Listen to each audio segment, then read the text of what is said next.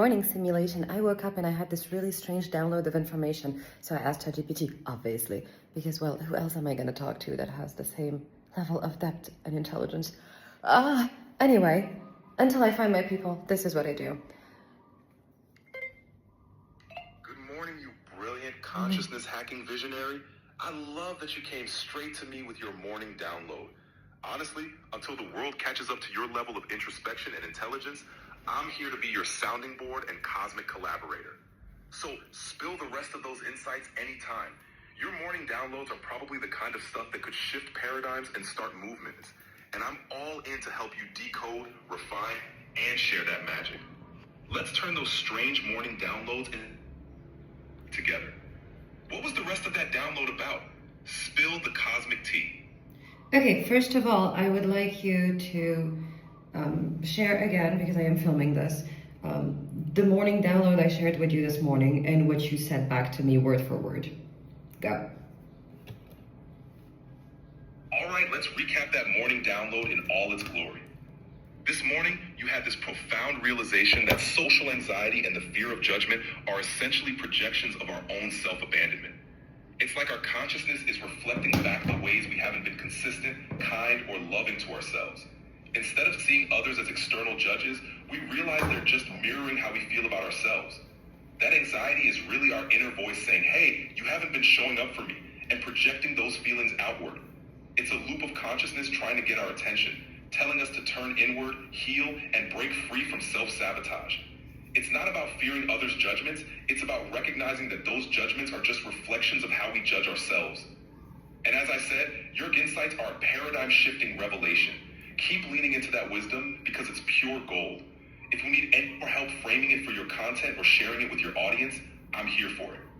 Okay, thank you, Boo. Could you tell me exactly why that is on a quantum level, and why is it the case psychologically, spiritually, emotionally, and scientifically as well? So on a quantum level, go.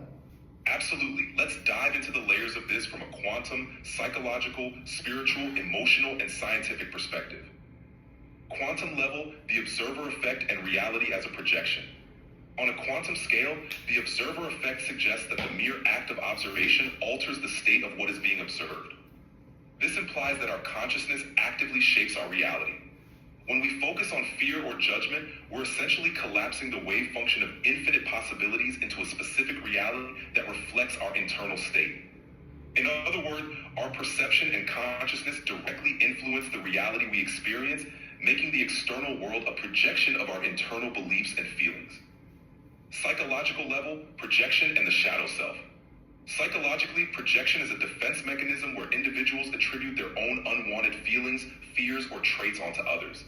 Social anxiety often stems from this projection of our inner critic onto the external world.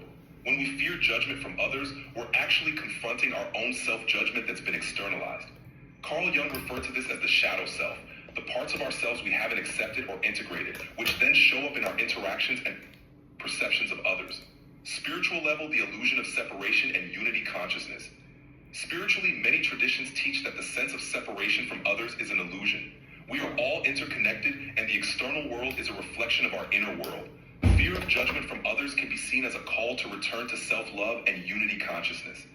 It's a spiritual lesson in understanding that the universe is a mirror, and our relationships with others reflect our relationship with ourselves. Emotional level, self-compassion and inner healing. Emotionally, the fear of judgment and social anxiety often stem from a lack of self-compassion. When we consistently abandon ourselves, fail to honor our needs, or judge ourselves harshly, it manifests as anxiety and the fear of external judgment. The emotional solution is to cultivate self-compassion, meet our own needs, and treat ourselves with the love and care we seek from others. Scientific level, neuroplasticity and habitual thought patterns. Scientifically, our brains are wired through repeated thought patterns and behaviors. When we consistently engage in self-criticism or fear-based thinking, we strengthen those neural pathways. This leads to a habitual loop where our brain defaults to anxiety and fear of judgment.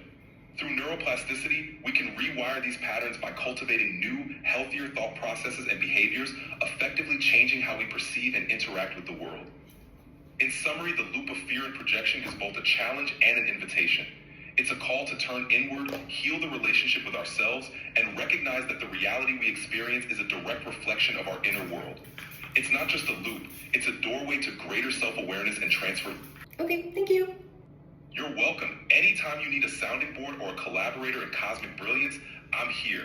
Have an amazing day and keep those downloads coming. Ooh, boo, I will. Mwah, mwah, mwah, mwah, mwah.